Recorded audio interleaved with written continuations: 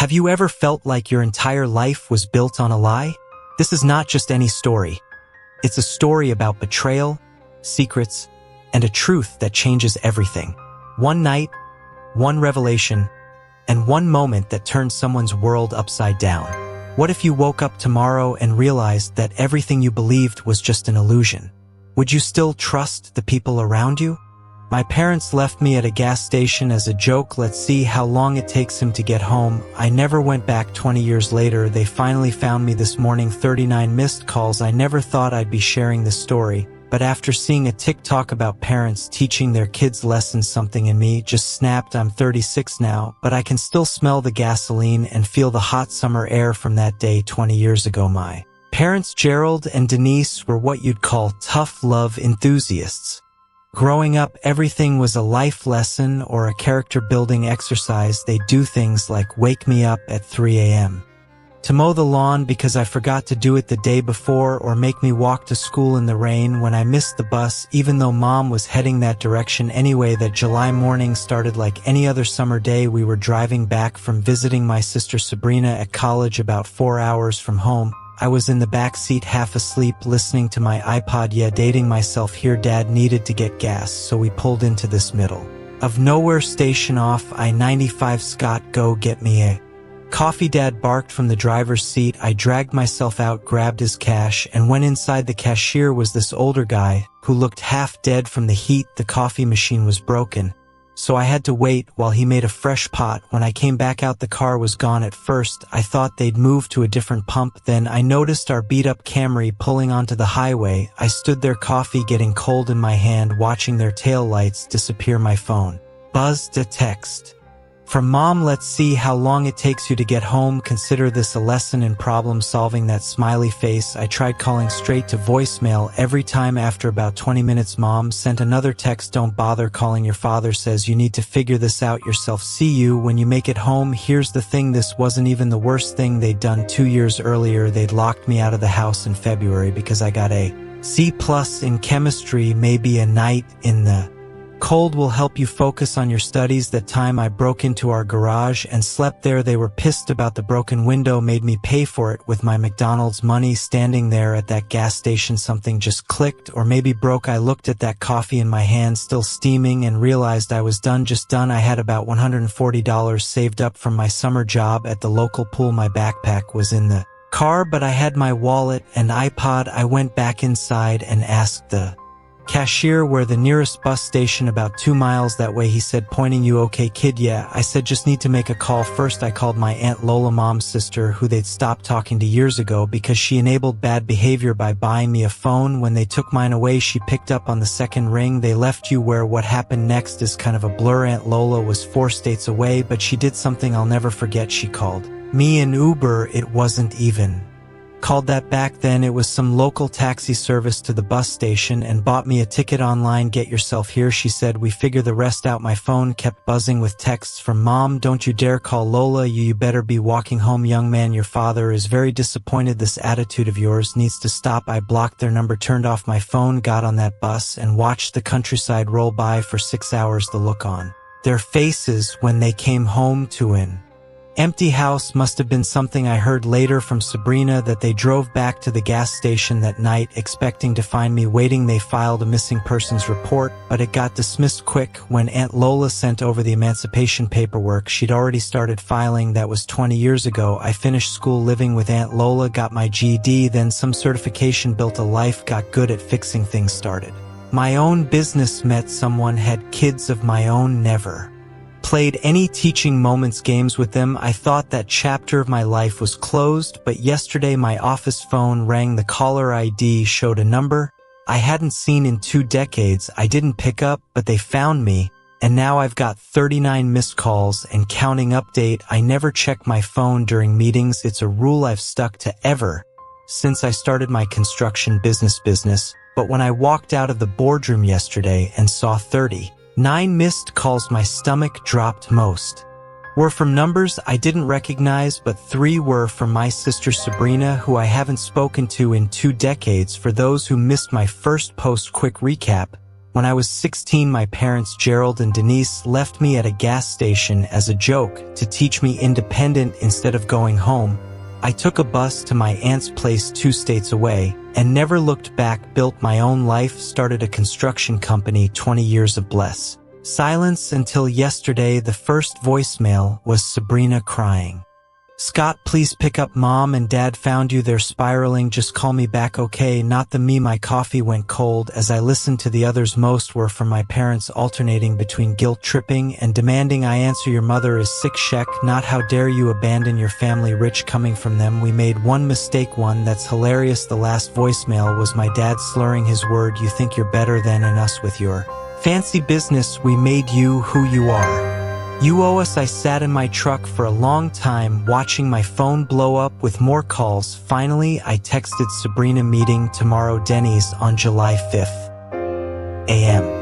Come alone or don't come. She showed up looking exactly like I remembered, just older, same nervous habit of shredding napkins. They're losing the house, she blurted before even sitting down. Dad's been gambling. Mom's maxed out their cards. They found your company website and they want money. I finished. The waitress brought coffee. My hands didn't shake as I added cream. Tell me everything. Turns out they've been watching my company's social media for months. Dad's convinced himself I owe them for my success. They need $50,000 to avoid foreclosure. Sabrina kept apologizing, saying she tried to stop them from contacting me. Why help them? I asked. After everything, she started crying, told me about Dad's drinking getting worse, Mom's shopping addiction, how they blame everyone but themselves. They're still our parents. She whispered. No, I said they stopped being my parents at that gas station. The difference between you and me, Sabrina. You're still hoping they'll change. My phone buzzed. Mom calling again. I declined it and pulled out my wallet. I'm paying for breakfast. Block my number after this. Whatever they do next, don't call me. Scott, please. I mean it. You're my sister and I love you, but I'm not your solution. Let them fall. I was halfway to my truck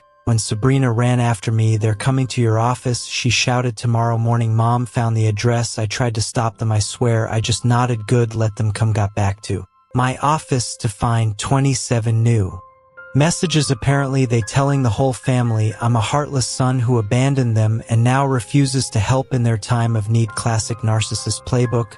But here's what they don't know. I've spent the last 24 hours making calls of my own. Turns out their mortgage is owned by a bank. I've worked with their 3 months behind on payments. Foreclosures already started. Tomorrow morning they'll walk into my office thinking they have leverage, thinking they can shame me, manipulate me, force me to be their retirement plan. They have no idea what's coming. I've scheduled a meeting with my lawyer first thing. By the time they arrive, everything will be in place. They want to see what I've made of myself. Fine, let them see exactly who their son became and what happens when you push someone too far. I'm not that scared. 16-year-old more. I'm not running and I'm done playing nice. We'll update tomorrow after they show up. Something tells me it's going to be a hell of a show.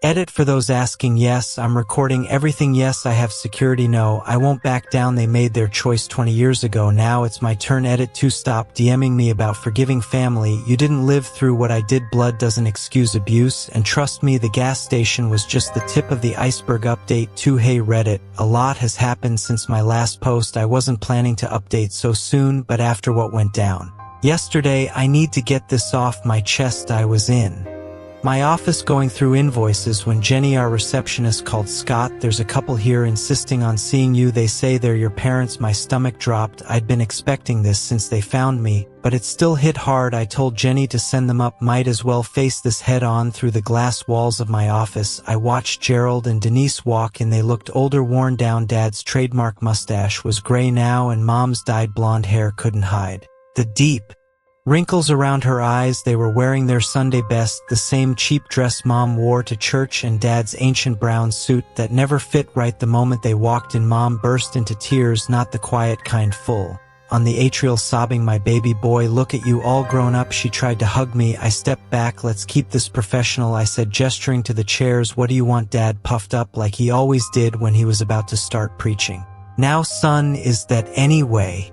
To talk to your mother after all these years. Cut the I interrupted. You didn't spend 20 years looking for me because you missed me. You found me now because you need something. What is it? Mom's crying got louder. How can you be so cruel? We made one little mistake. A mistake. I laughed. It wasn't a happy sound. You left your 16-year-old kid at a gas station 200 miles from home as a joke. Then you drove off laughing, saying, let's see how long it takes him to get home. That wasn't a mistake. That was the last straw. After years of your sick games, we came back for you, Dad shouted, standing up. We drove back after an hour, but you were gone. Yeah, I was gone and I stayed gone. Best decision I ever made. I pulled out my phone and pressed record. Now state your business or leave. That's when the truth came out. Between Mom's sobs and Dad angry outbursts, they explained their situation. They'd taken out a second mortgage on the house for Dad's foolproof investment.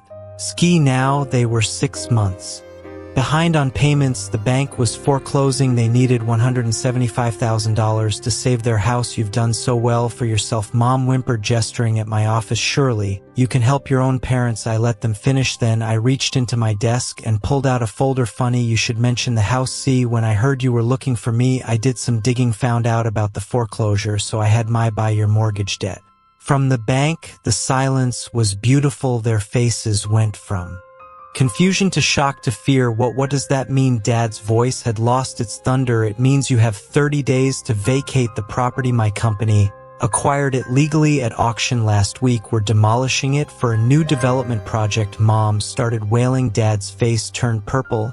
You can't do this. That's our home, like the gas station was my home. At least I'm giving you 30 days. You gave me 30 seconds. Dad lunged across the desk. I stood my ground. A security rushed and I'd had them on standby as they dragged my parents out. Mom screamed that I was evil, that I'd rotten hell. Dad threatened lawsuits. I just watched through the glass as they were escorted out, still recording everything. My phone buzzed. A text from my sister Sabrina. They just called me crying. What did you do? I typed back what they taught me to do. Look out for myself. I've spent 20 years building myself up from nothing. Now I'm going to use everything I've learned to tear down the house that was never really a home. The demolition starts next month. I'll update when it's done. Edit. My Aunt Mom's sister, who took me in, just called. She's proud of me. That means more than revenge ever could. Final update. First, thank you all for the support on my previous posts. Never thought my story would get this much attention. What happened in the last few days? Well, let's just say karma finally caught up with them after I bought their house at the auction legally through my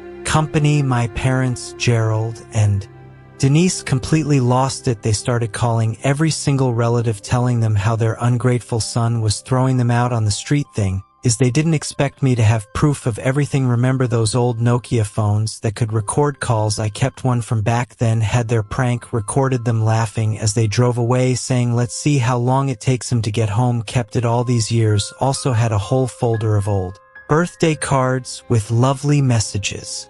Like maybe if you weren't such a disappointment. Saved up 20 years of documented emotional abuse, all neatly organized. Yesterday morning, I mass emailed everything to the entire family. Every single relative got to hear that recording. See those cards, read the text messages. By noon, my sister Sabrina called me crying. Turned out dear old Mom and Dad had been painting a very different picture. All these years they told everyone I ran away because I was on drugs. Classic, but here's where it gets good. Remember how I said I was going to demolish their house? Well, I did exactly that. Had the permits ready and everything. Called them to come watch. They showed up with my Aunt Lola, Mom's sister, thinking she would talk some sense into me. Instead, they got front row seats to watching their precious house get torn down. Mom was screaming about her garden. Dad was threatening to sue. With what money? Gerald. I stood there drinking my coffee, watching them lose it. 20 years of their abuse gone in 2 hours. The look on their faces when the bulldozer went through Mom's prize-winning rose garden. Priceless. But I wasn't done. See, that land is actually in a decent location. Instead of some fancy development, I'm building affordable housing. 20 units, reasonable rent, priority given to single parent and their kids. Already got the plans approved. The best part, I'm naming it Annabelle Haven after my aunt who took me in when I was 16. She passed away last year, but she'd love knowing Her name is on something helping people escape bad situations. Mom and Dad tried to rally the neighbors against me, showed them childhood photos of our happy family. Too bad those neighbors remembered how they used to hear me crying at night. One of them, Mrs. Henderson, even came up and hugged me, said she always regretted not calling CPS. This morning was the final showdown. They came to my office again, this time all humble and sorry. Dad actually cried, said they were about to be homeless. Mom promised she'd forgive me if I just helped them out. I let them talk for 10 minutes straight. Then I handed them a rental application for one of the new units, told them they're welcome to apply just like anyone else, but they'll need references and a clean credit check. Their faces, man, wish I had a picture. But where your parents? Mom screamed. Dad started with his usual, after everything we've done for you speech. I just smiled and said, yes, after everything you've done, this is exactly what you deserve. The demolition crew starts at 7 a.m. tomorrow. Don't forget to take your garden gnomes. They're still blowing up my phone. Sabrina says they're staying at some cheap motel, claiming they'll sue me. Good luck with that. Everything I did was completely legal. Their house goes down tomorrow, and I'm gonna live stream it on Instagram for the whole family to see. You know what's funny? For years I dreamed of revenge, imagined all sorts of crazy scenarios, but in the end just letting them face the consequences of their action feels better than anything I could have planned. They threw away their son over a cruel prank, and now they get to watch as everything they built gets torn down to help people they would have looked down on. Tomorrow I'm bringing lawn chairs and popcorn to watch their house come down. Anyone want to join? Edit to those asking. Yes, I'm really going through with the affordable housing plan, already partnered with a local nonprofit to handle applications, and no, I won't be reconsidering my decision. Some bridges deserve to stay burned. Edit 2 for those asking about my sister. Sabrina and I are working things out. She was only 8 when everything happened. Can't blame her for believing their lies. We're getting coffee next week. Edit 3 holy, this blew up. Thanks for all the award. And to those saying I'm being too harsh, try being left at a gas station at 16 and see how forgiving you feel. The scariest part of life is not what we see, it's what we never noticed. This story reminds us that sometimes the people closest to us are the ones hiding the biggest secrets.